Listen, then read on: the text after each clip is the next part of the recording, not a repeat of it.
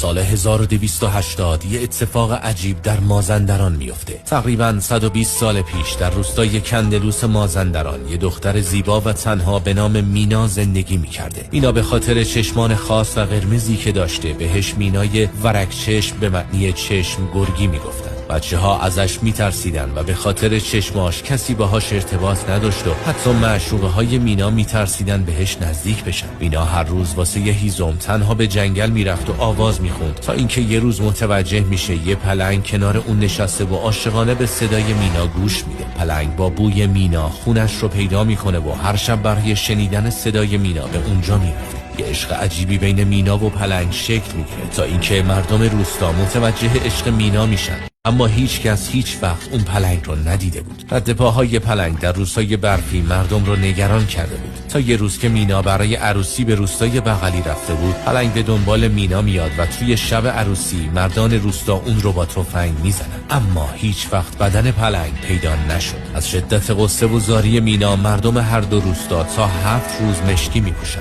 اما یه روز صبح که یه مه خیلی عجیبی تموم روستا رو میگیره، مینا برای همیشه ناپدید میشه. خیلی‌ها فکر میکنن این یه افسانه بوده، اما خونه مینا هنوز توی روستای کندلوس وجود داره، ولی حقیقت بزرگتر از این داستان بود. پس کامنت اول رو حتما بخونید.